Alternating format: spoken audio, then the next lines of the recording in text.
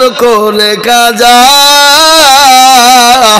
এমনও তো হতে পারে জহুরে জানাজা হতে পারে না জোরে বলুন কেমন করে ঘুমাও তুমি ফজর করে কাজা এমনও তো হতে পারে জহুরে জানাজা মুসলিম হয় না জন্ম নিলে মুসলমানের ঘরে মুসলিম হয় না জন্ম নিলে মুসলমানের ঘরে কাফের মুমিন পার্থক্য হয় সালাতের উপরে ও কাফের মুমিন পার্থক্য হয় নামাজের উপরে বেনামাজির হবে সাজা কবরের মাটিতে হবে না বলুন বেনামাজির কবরে মাজা হবে না খবর বড় কঠিন শুনেলেন খবর কত বড় কঠিন ভালো করে শুনবেন আল্লাহ নবী বিশ্ব নবী দয়ার নবী জনাবে মুহাম্মদুর রাসূলুল্লাহ সাল্লাল্লাহু আলাইহি ওয়াসাল্লাম যিনি দুনিয়া থেকে যেদিন বিদায় হয়ে যাবে প্রচণ্ড বুকে ব্যথা মাথায় যন্ত্রণা সহ্য করতে পারে না আল্লাহ নবীর কাছে জিবরিল আলাইহিস সালাম এলেন এসে বললেন আসসালামু আলাইকা ইয়া রাসূলুল্লাহ দয়ার নবী মায়ার নবী তিনি তো রাহমাতাল লিল আলামিন তিনি দয়ার নবী কিনা জোরে বলুন তিনি মায়ার নবী কিনা জোরে বলুন আছে না গজল আল্লাহর নবী মায়ার নবী গো আপনি নবী আমার জীবনের জীবন আল্লাহর নবী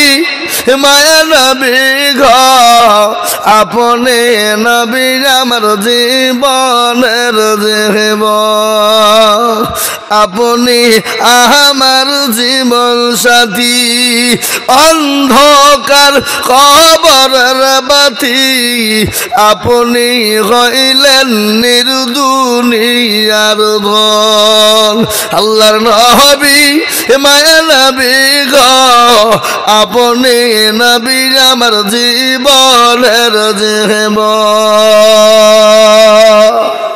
আল্লাহর নবী মায়া নবী গো আপনি নবী আমার জীবনের জীবন রাহমাতাল লিল আলামিন আপনি উম্মতের জামিন আপনি হইলেন গুনাহগার উম্মতের আপনজন আল্লাহর নবী মায়া নবী গো আপনি নবী আমার জীবনের জীবন দেখিয়া আপনার মজেজা ভাগ্যবতী হলেন খাদিজা দেখিয়া আপনার মজেজা ভাগ্যবতী হলেন খাদিজা সৌফা দিলেন জীবন যৌবন আল্লাহর নবী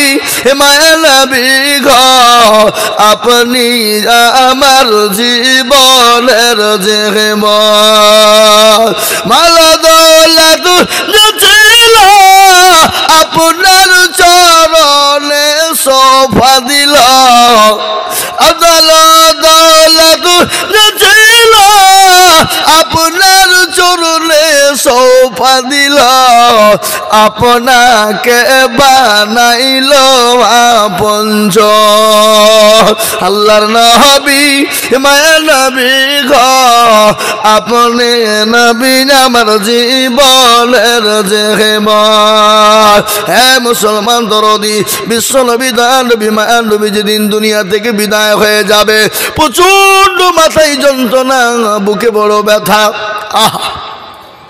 জিবরিল আলাইহিস সালাম এলেন এসে বললেন নবী গো আপনি কেমন আছেন বলে আমি ভালো নাই বলে ইয়া রাসূলুল্লাহ, আপনার কাছে একজন নতুন ফেরেশতা এনেছি, যে ফেরেশতা জীবনেও কোনোদিন কারো কাছে অনুমতি নেয় না। নবী গো, আপনি যদি অনুমতি দেন আমি আপনাকে ওই ফেরেশতা আপনার কাছে পৌঁছাবো।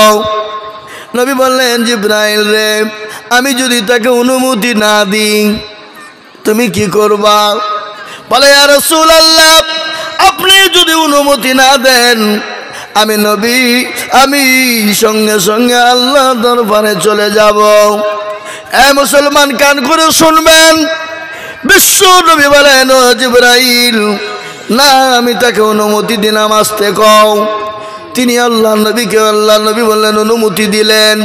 বিশ্ব নবী দয়ার নবী রাহমাতাল লিল আলামিনের কাছে তিনি এলেন। নবীকে বললেন, আসসালামু আলাইকা ইয়া রাসূলুল্লাহ। নবী গো, আপনি কেমন আছেন? বলে, আজরাইল, আমি নবী তো খুব ভালো নাই। বলে, ইয়া রাসূলুল্লাহ, আমি আপনার কাছে এসেছি, আপনি যদি অনুমতি দেন আপনার জানটা কবজ করব। আজরাইল জীবনেও কোনোদিন কারো কাছে অনুমতি দেয়নি এবং কিয়ামত পর্যন্ত কোনোদিন কারো কাছে অনুমতি নেবে না। নেবে না কি জোরে বলুন? আজরাইল, আল্লাহ পৃথিবীর সমস্ত মানুষকে তিনি হুকুম দিবে, জান কবজ করো। শেষমেশ আজরাইল নিজের জান নিজে কবজ করবে। আল্লাহ বলবে, পৃথিবীতে আর কোনো জান আছে? তো বলে না।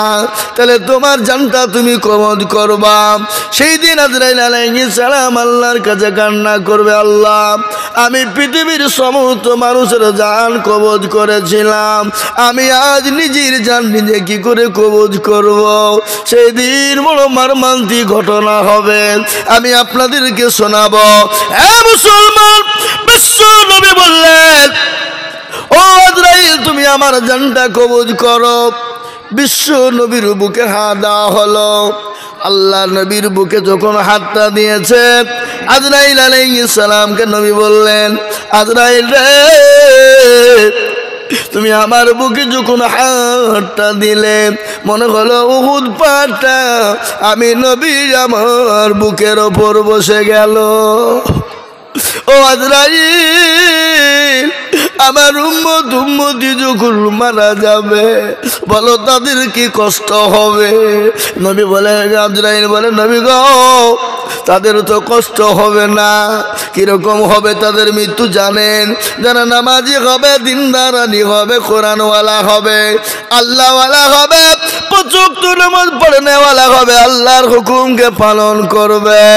নবী গো, বাচ্চা যেমন মায়ের কোলে বসে মায়ের স্তনে দুধ খেতে খেতে খেতে ঘুমিয়ে যায়, ওগো নবী, যারা মুমিন হবে, পরহেজগার হবে, তারা ওরকম কুদের জানটা কবজ করা হবে, তারা ওরকম বাচ্চা ছেলের মতো ঘুমিয়ে যাবে। যারা বলেন সুবহানাল্লাহ। কিন্তু যারা বেনামাজি হবে, বেঈমানদার হবে, সুদখোর হবে, মদখোর হবে, ঘুষখোর হবে। মুসলমানের ছেলে মদ খায় না, এই কথা বলেন না কেন? মদ খাওয়া জায়েজ না না জায়েজ? এরা বলছে না তোমরা জায়েজ নাকি? হারাম। মদ খাওয়া মানে শুয়োরের রক্ত খাওয়া ভালো, কথা কর না কেন? শুয়োরের রক্ত খাওয়া ভালো। যারা সুদ খায়, সুদ তো খেলো না, সুদের গুনাহ বড় গুনাহ কি জানেন? মায়ের সঙ্গে ব্যভিচার করলে যে গুনাহ হয়, সুদের নিম্ন গুনাহ হলো সেই গুনাহ। সুর কি বলে, আপনার খাসির মাংস কিনে আনবেন ওই সুদের টাকা দিয়ে, বলেন তো, গরুর মাংস কিনবেন সুদের টাকা দিয়ে, হালাল হবে নাকি? কথা কন। ওর থেকে শুয়োরের মাংস খাওয়া ভালো, কথা কন না কেন? হ্যাঁ মুসলমান, নিয়াত করবেন, আজ থেকে আপনি নিয়াত করবেন। বুখারী শরীফের প্রথম হাদিস, নিয়াত করবেন, ইন্নামাল আমালু বিন্নিয়াত। প্রতিটি কাজ নিয়াতের উপর নির্ভর করে।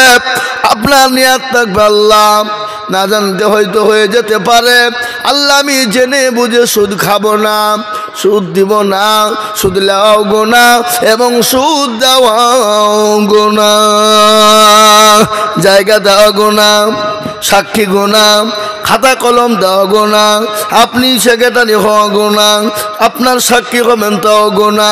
সুতরাং সুদ থেকে মুসলমানকে বেঁচে থাকতে হবে। এখন তো সুদ বলছে না বাবা, ভদ্র ভাষা বলছে ইন্টারেস্ট, মানে ফেরেশতাও খুঁজে পাবে না কোন ভাষা বলছে। হ্যাঁ, ঘুষ, এখন তো ঘুষ লাই, বকশিস, হাদিয়া, কত রকমের কায়দা হয়ে গেছে। দেখেন সুদটাকে এখন, ঘুষটাকে এখন বকশিস বলে দিয়েছে, বকশিস আর হাদিয়া, মানে যে ফেরেশতা খুঁজে পাবে না কি ভাষা, কি বলে বুঝলে না? হ্যাঁ মুসলমান, দিনদার ইমানদার কান করে শুনবেন।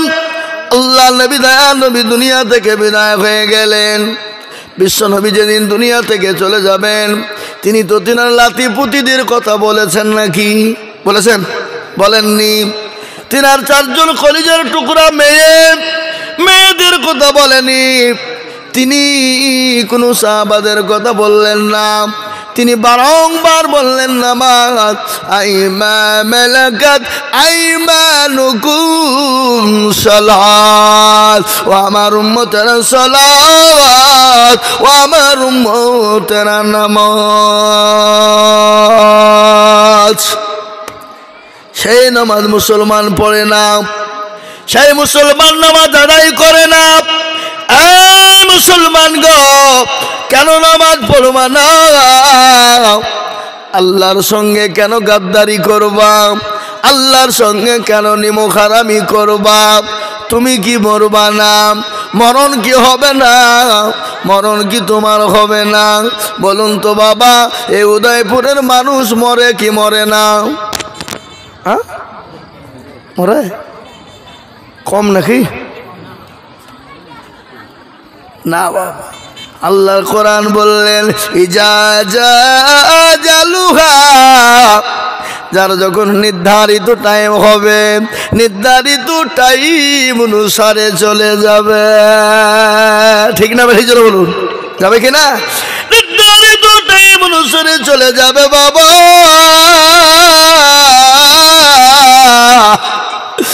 দিনাজপুরের মুসলমানেরা, দিনাজপুরের আব্বা জানেরা, দিনাজপুরের মায়েরা, ও দিনাজপুরের যুবকেরা, ও তরুণেরা, আমি আপনাদেরকে বলবো, ও মুসলমান, নামাজ ছাড়া কোনো গতি নাই, সালাত ছাড়া কোনো গতি নাই। আপনি যতদিন দুনিয়ায় বেঁচে থাকবেন, চোখের পাতা যতক্ষণ পর্যন্ত বন্ধ না হবে, ততক্ষণ পর্যন্ত আপনার জন্য, আপনার জন্য সালাত বন্ধ হবে না। ভালো করে শুনবেন, বিশ্ব নবী জনাবে মুহাম্মদুর রাসূলুল্লাহ সাল্লাল্লাহু আলাইহি ওয়াসাল্লামের সাহাবারা, তাদের জীবনে নামাজ কোনোদিন কাজা ছিল না। একজন সাহাবা আব্দুল্লাহ, তিনি বড় গরিব মানুষ, অতি গরিব। তিনি প্রতিদিন মসজিদে নববীতে নামাজ সালাত আদায় করতেন, নবীজির পিছনে জামাতে সালাত আদায় করতেন। প্রতিদিন সালাত আদায় করে সঙ্গে সঙ্গে বেরিয়ে যেতেন। সাহাবারা বললেন, নবী গো, আপনার অমক সাহাবা, সে আপনার কোরআনের মজলিসে বসতে চাই না গো নবী, সে কি মুশরিক হয়ে গেল? নবী বলেন, না, খবরদার খবরদার, কাউকে না জেনে না বুঝে মুশরিক বলবে না, খবরদার না জেনে বলবে না। ফজরের আজান হয়ে গেল, হযরতে বিলাল আজান দিয়ে দিলেন, আসসালাতু খায়রুম মিনান নাওম। এর মানে কি? এর মানে হলো, তোমাদের ঘুমের থেকে সালাত হলো উত্তম, তোমাদের ঘুমের থেকে নামাজ হলো উত্তম। সুতরাং তোমরা ঘুমায়ও না, তোমরা নামাজের জন্য, সালাতের জন্য এগিয়ে যাও। কিন্তু আমাদের দেশের মুসলমানেরা, তারা রাত জেগে জেগে মোবাইল চালায়, ফ্রি ফায়ার আর পাবজি গেম খেলে। খেলে না খেলেন? আপনাদের দেশে খেলে? এই কথা কন না কেন? খেলে ফ্রি ফায়ার পাবজি গেম। আমাদের দেশের যুবকেরা জীবন শেষ। এ যুবক ভাই, কিছু বলছেন নাকি? ছেলেগুলো আগেও আসে না, আর ওদেরকে আসতেও দেয় না। ও মা বোনদের কথা, মা বোনরা শুনবে না, ওদেরকে যতই ডাকেন ওরা বলবি তুই যা বলবি বল, আমরা কান করেছি ঢোল, সাইড দিলে ওরা আসে শুনবো না। হয় তোমরা আগিয়ে আসো, নাহলে মা বোন যারা পেছনে তাদেরকে সাইড দাও, আসতে দাও। হ্যাঁ, নারী জাতি কমলতি কিমা মন্ত্র জানে, প্রেমের রসে গলাই দিয়ে আস্তে আস্তে টানে। শহরে বাজার দেখো নারীদের ঢল, পর্দাবিহীন চলে তারা করে ঝলমল। নারীরা নিজেকে আসি কি বলায়, দেশটা আজ ধ্বংস নারীর বেপরদায়। আছে না নাই? কন যে নারীরা রাস্তাঘাটে মাথায় কাপড় নাই, যে মেয়েরা রাস্তাঘাটে মাথায় কাপড় নাই, বুঝতে হবে সে মেয়েদের লজ্জা শরম নাই। কি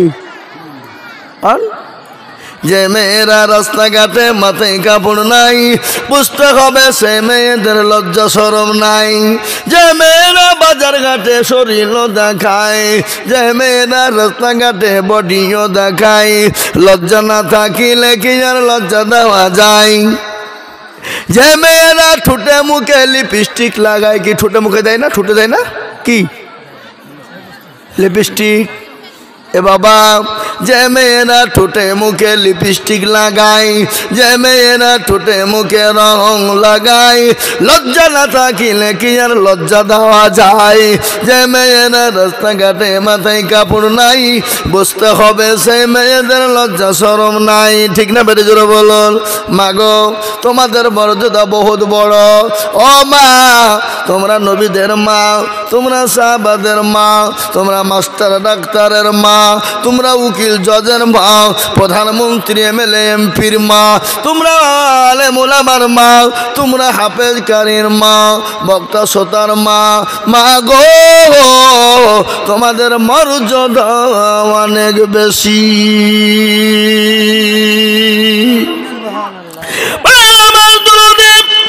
আমি আমার মা বোনদের সম্পর্কে চারটে কথা বলবো। কটা কথা বললাম? চারটা। আমার মা বোনেরা জান্নাতের 8টা দরজা দিয়ে ঢুকবে ইনশাআল্লাহ, কিন্তু চারটে কথা আমি মা বোনদের সম্পর্কে বলবো। মা গো, ও বোনেরা, পৃথিবীর কেউ তোমাদেরকে বাধা দিবে না। আমার নবী বললেন, মেয়েরাও যদি দুনিয়ার জমিনে চারটে কাজ করে, আল্লাহর জান্নাতের 8টা দরজা দিয়ে ঢুকবে, পৃথিবীর কেউ তাদেরকে বাধা দিতে পারবে না। মেয়েরা যদি দুনিয়াতে 4টে কাজ করে যায়, খুব সহজ, খুব সহজ বলবো। 1 নম্বর হলো মা বোনেরা সালাত আদায় করবে, 5 ওয়াক্ত সালাত আদায় করবে। মা বোনেরা টাইম বাই টাইমে সালাত আদায় করবে, সময় মতো সময় তারা নামাজ আদায় করবে, সালাত আদায় করবে। আল্লাহ নবী বলে গেলেন, ওই নারীরা জান্নাতের 8টা দরজা দিয়ে প্রবেশ করবে। 1 নম্বর কি বললাম জোরে বলুন? 1 নম্বর সালাত, 5 ওয়াক্ত সালাত আদায় করবে। কিন্তু মা বোনেরা নামাজ সালাত পড়ে নাকি? ওই একদিন পড়ে তো আর একদিন পড়ে না, 2 দিন পড়লো, 3 দিনের বেলায় আর নাই। ঠিক না বেটি জোরে বলুন? তাই বলে সব লাই? অনেক মা আছে বান্ধা নামাজ পড়ে, কোনোদিন নামাজ ছাড়ে না, এরকম মা আছে না? না জোরে বলুন? কিন্তু অনেক মা আছে 2 দিন ভালো মন চাইলেও মন চাই জিন্দেগি চল রে, কি বলে, আমরা একটা ফটকি বানাই, থাকতে থাকতে উঠলো, ভাই চল রে বুবু দরগায় যাই। হ্যাঁ ভাবছি ওদের সময়তে টাইম যখন হয় তখন পড়ে, ভালো লাগলে পড়ে, না পড়লে পড়ে না। এখন সিরিয়াল নিয়ে ব্যস্ত, মোবাইল। আপনাদের দেশের মা বোনদের কাছে বড় মোবাইল নাই বুঝি? হ্যাঁ, স্বামীর কলার চেপে ধরে বলছে মোবাইল দিবি নে মার খাবি, স্বামীর কাছে জোর করে মোবাইল নেয়। এই আপনারা বোর হাতে কে কে মার খেয়েছেন? হাত তুলেন দিনে। একজনা তুলবে না, মাল দেখছে যদি তুলে, পাশেই বসে আছে, বাড়িতে যাবার ঠকবে। মিনসিয়ে তুই মলবি সামনে আমার দুর্নাম করিয়া আলি, বলবে না, মার খেলেও বলবে না, চুপচাপ ভয়ে থাকবে। 1 নম্বর মা বোনেরা তোমরা সালাত আদায় করো।